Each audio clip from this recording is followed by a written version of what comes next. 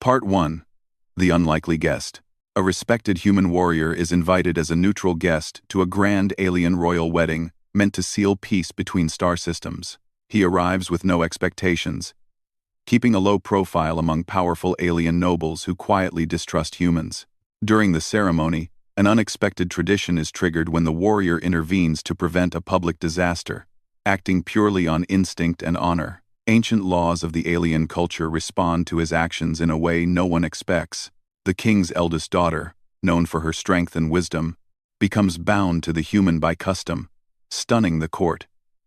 The part ends with the warrior realizing he has just become part of alien royalty. Part 2. A marriage no one planned. The royal court reacts with confusion, fear, and hidden hostility. Some nobles challenge the legitimacy of the bond, while others fear what a human joining the royal line could mean. The eldest daughter, calm and observant, chooses to stand beside the human, intrigued by his quiet strength and moral code. As traditions are explained, the warrior learns the marriage cannot be undone without dishonor to the crown. Through calm actions and respect, he slowly earns the trust of palace guards and servants. Meanwhile, rumors spread across the empire, and distant powers begin watching closely. Part 3. The Trial of Worth.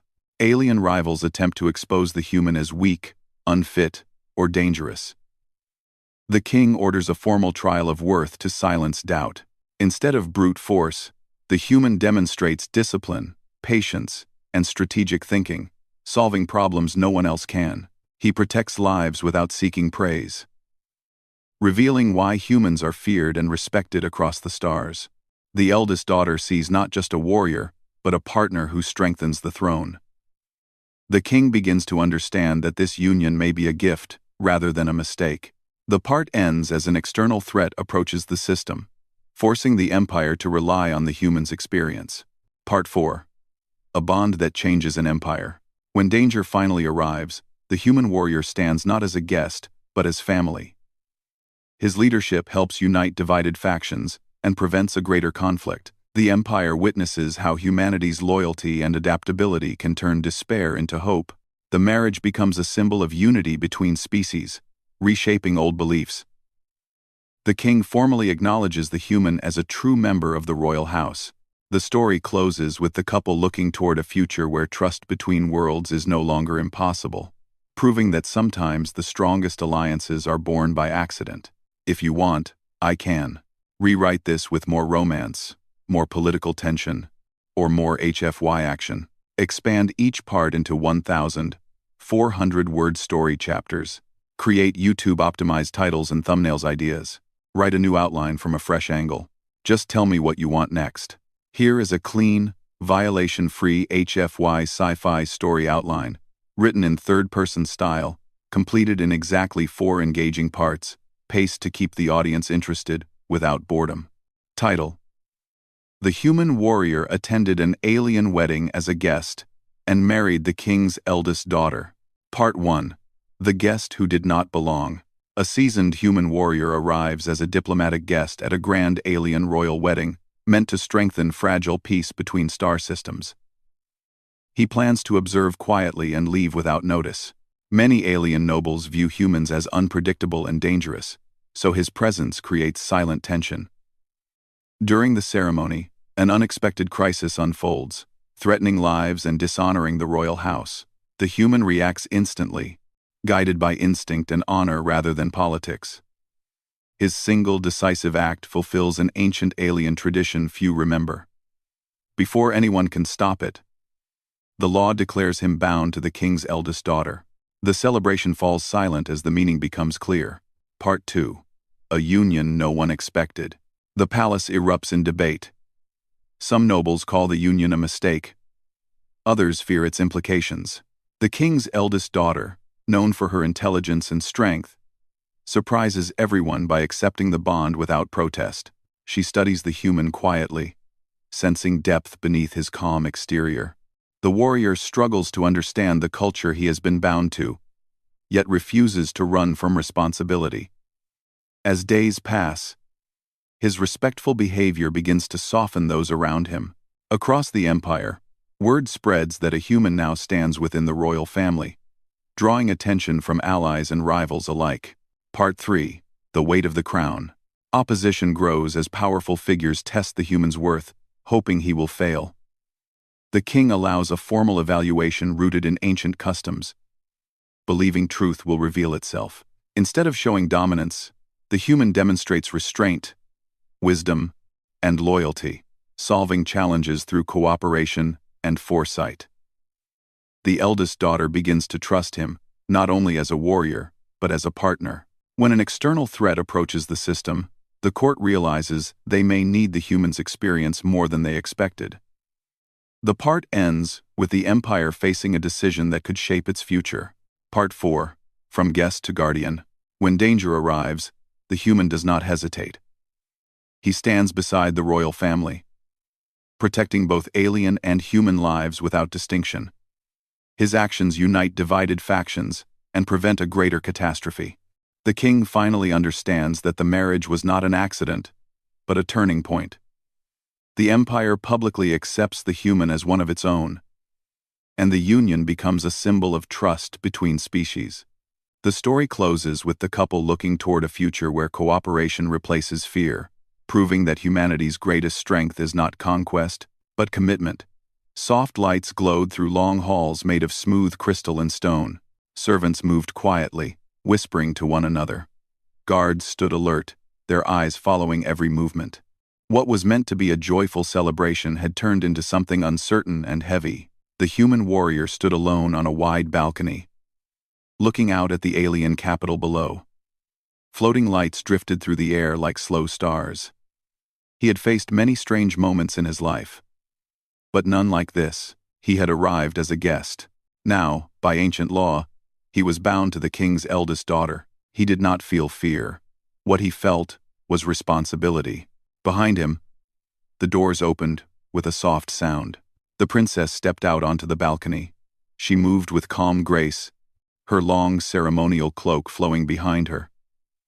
Her eyes reflected the lights of the city, thoughtful and steady. "You are not resting," she said gently.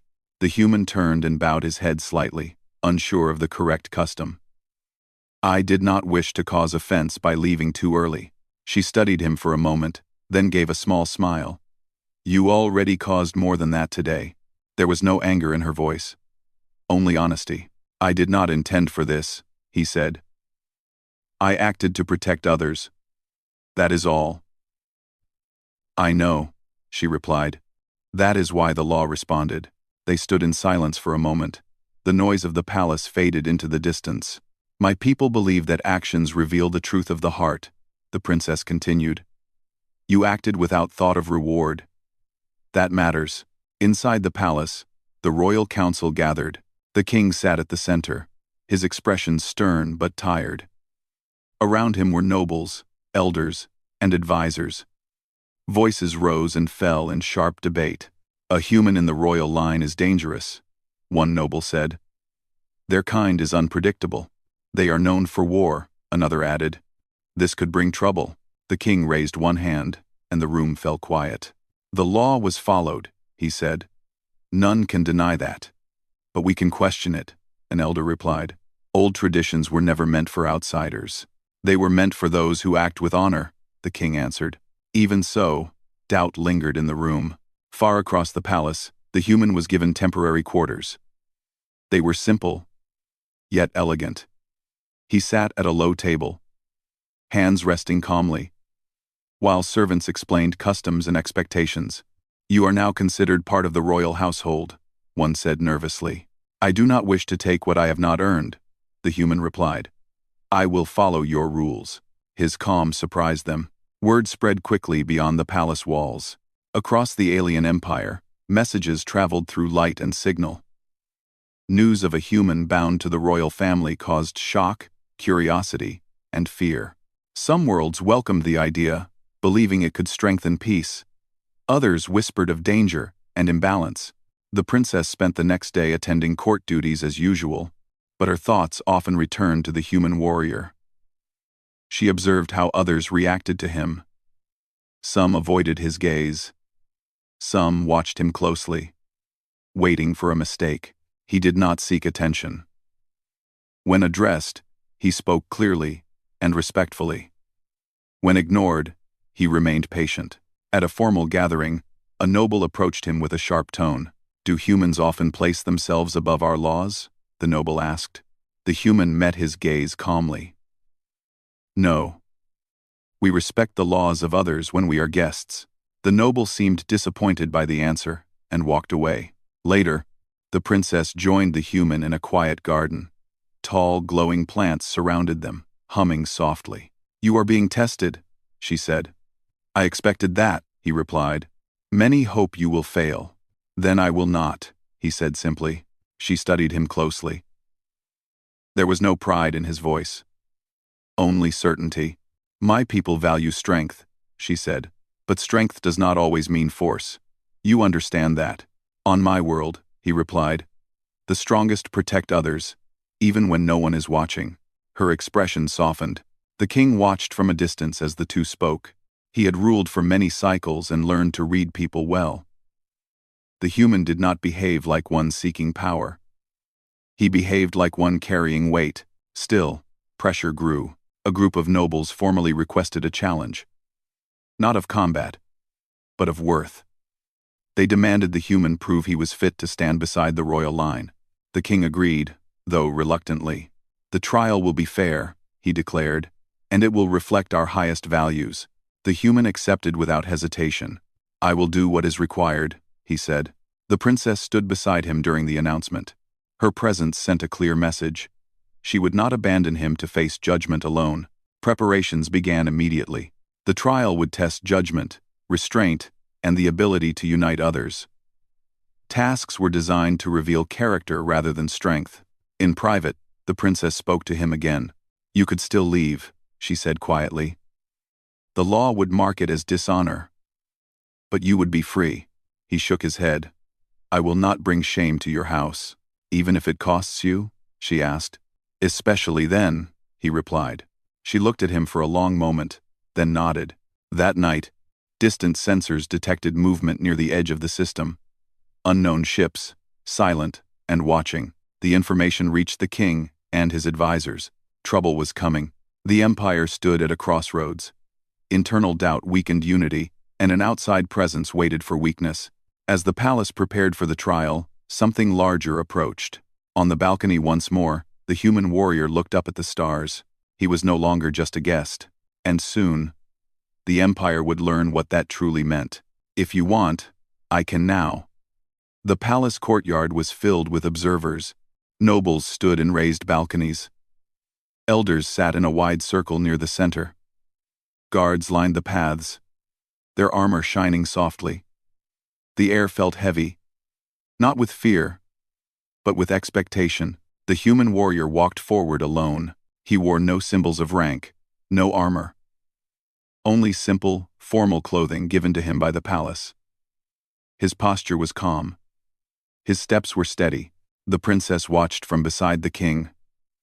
Her face remained composed, but her hands were folded tightly. She knew this trial was not meant to be easy. It was designed to reveal weakness. The king rose from his seat. "This trial is not about strength," he announced.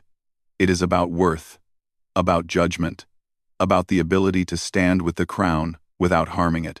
A low hum of agreement moved through the crowd. The first challenge was revealed. A large display rose from the floor, showing a simulated crisis.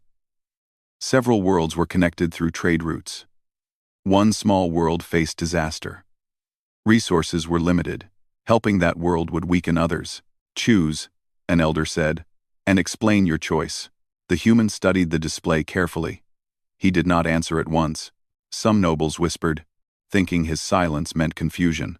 At last, he spoke. "I would not choose only one," he said. Murmurs spread. "With limited resources," the elder pressed. "That is impossible." The human nodded. "Then the plan is wrong," he explained calmly. Instead of sending aid from one world, he proposed cooperation between several, each contributing what they could spare. The burden would be shared. The loss would be smaller. For all. The elders exchanged looks. This solution requires trust, one said. Yes, the human replied. But without trust, any empire will break under pressure. The first challenge ended without judgment. That alone unsettled many. The second challenge followed quickly. He was placed in a room with several alien officials who openly disagreed with him. They questioned his presence, his species, his intentions. The task was simple. Reach a working agreement. The officials spoke sharply. Some raised their voices. Some mocked him openly. The human listened. When he finally spoke, he did not defend himself. Instead, he asked questions. He acknowledged their fears. He explained his actions without pride. Slowly, the tone changed. By the end, an agreement was reached. Not perfect, but real. Observers took notes. The princess felt something shift inside her. She had seen warriors win respect through force. She had never seen it earned through patience alone. Then the palace alarm sounded. A low, steady tone echoed across the grounds. All eyes turned toward the sky. A royal officer hurried to the king and spoke in a hushed voice. The king's expression hardened. Unidentified ships have entered the outer system, he announced. They are holding position. Whispers turned into worried murmurs. Some nobles looked at the human as if searching for blame. The king raised his hand. The trial will continue, he said. Panic serves no one. The final challenge was announced. The human was asked to lead a mixed group of palace guards and officials through a simulated emergency evacuation. The group included those who distrusted him most. Time was limited. Confusion was part of the design. As soon as the exercise began, voices clashed, orders conflicted. Some refused to follow him. The human did not argue. He listened, then gave clear instructions. He assigned roles based on ability, not status. He placed himself where help was needed most. When a simulated path collapsed, he rerouted calmly. When someone hesitated, he encouraged them without pressure. The group succeeded. Silence followed. The elders gathered to confer. The nobles waited, tense. Before a decision could be announced, new information arrived. The unknown ships sent a message, not a threat, a demand. They requested access to the system, citing ancient claims and old agreements. Refusal, they implied, would have consequences. The council chamber filled quickly. Opinions divided the room. They test us, a noble said. We must show strength. We cannot risk open conflict, another replied. The king looked to the human. You have experience with such encounters, he said. Speak. The human stepped forward. They are waiting for fear, he said, or anger. If we show either, we lose control. What do you suggest? The king asked. Delay, the human replied. Not refusal. Not acceptance. Ask questions. Request proof. Gain time.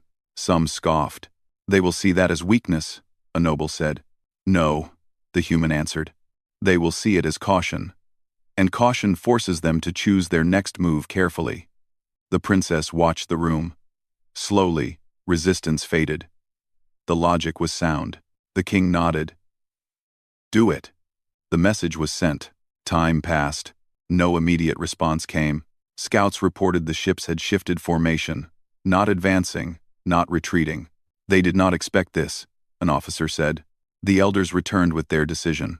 The trial is complete, one announced. The human warrior has shown judgment, restraint, and the ability to unite others. A pause. He is deemed worthy. The courtyard erupted in quiet shock. Some nobles looked relieved. Others looked displeased. The princess closed her eyes briefly, then opened them, steady once more. That evening, the human stood again on the balcony. The stars seemed closer now. The princess joined him. You passed, she said. We passed, he corrected. She smiled slightly. The empire stands at a fragile moment, she said. Some will never accept you. Reverie said. I do not need everyone, he replied.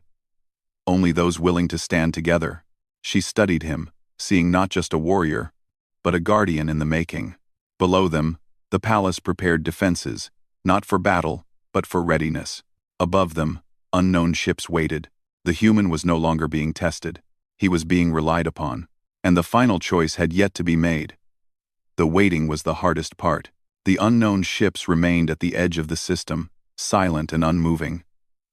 They did not advance, but they did not leave. Their presence pressed against the minds of everyone in the palace like a weight that would not lift. Inside the royal command chamber, screens glowed softly. Officers monitored signals. Advisors whispered in low voices. The king sat on his throne, still and focused. The human warrior stood a few steps away, hands behind his back, eyes on the star map. "They are watching our reactions," he said calmly. "They want us to argue among ourselves." The king nodded. "And they will wait as long as they must." "Yes," the human replied. "But waiting also costs them." The princess stood beside her father. Over the past days, she had seen how quickly the court had begun to rely on the human. Not because of his strength, but because he brought clarity. When others brought noise, a signal alert sounded. "They are responding," an officer announced. The message appeared on the main display. It was carefully written, polite on the surface, but firm underneath. They claimed ancient rights to pass through the system and demanded cooperation. The room stirred with tension. "They push again," a noble said. "We must answer strongly." The human stepped forward slightly. "May I speak?" The king gestured for him to continue. "They expect a simple answer," the human said. "Yes or no. We should give them neither." Some advisors frowned. "Then what?" one asked. "We invite them," the human replied. "Not into the system, but into dialogue. Share records, compare histories. If their claim is true, it will hold. If it is false, it will fall apart under detail." The princess watched the advisors exchange looks. The idea was not aggressive. It was careful. And it placed the burden on the outsiders. The king considered for a long moment. "Send the invitation," he said at last. The message was transmitted. Time passed slowly. Then, something changed. The unknown ships adjusted position again. This time, not in threat, but in response. A single communication channel opened. "They agree to talks," an officer said, surprised. Relief spread quietly through the chamber. The meeting took place through secure channels. The human sat beside the king, offering input only when asked. He listened closely, noticing small inconsistencies in the visitor's claims. Hours later, the truth became clear. The ancient agreements they cited had been altered over time. Their interpretation favored expansion, not cooperation. When questioned carefully, their representatives struggled to respond. "They hoped we would react emotionally," the human said afterward. "We did not." The outsiders withdrew their claim. By the next cycle, their ships turned away and left the system. No cheers echoed through the palace. No grand celebrations followed. Instead, there was something quieter: trust. The empire had faced a threat without fear, without force, and without breaking apart. And everyone knew the human had guided them through it. Later that day, the king summoned the court. Nobles, elders, guards, and officials gathered once more in the grand hall. The atmosphere felt different now. Less tense, more focused. The king stood. "Today," he said, "our empire was tested." He paused, letting his gaze move across the room. "We were not saved by weapons or displays of power. We were saved by judgment, unity, and calm resolve." His eyes settled on the human. "This individual came to us as a guest. By chance and by law, he became family. By his actions, he has proven himself worthy of that bond." The hall remained silent. "I recognize him," the king continued, "as a protector of this house and a true member of the royal family." A low ripple of reaction spread through the crowd. Some bowed their heads. Others followed after a moment's hesitation. The princess stepped forward and stood beside the human. Her voice was steady when she spoke. "This bond was not chosen in comfort," she said. "It was tested in uncertainty. That is why it will endure." The human bowed his head deeply. "I did not come seeking power," he said simply.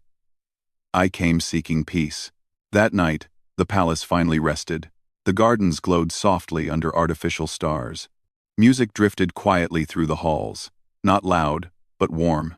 The human and the princess walked together along a stone path. "You could have changed everything today," she said. "And you chose restraint." He nodded. "Power used without care only creates more problems." She smiled faintly. "My people will speak of this for generations." They stopped near a small pool where light reflected gently across the surface. "I do not know what the future holds," the human said. "But I will face it with you.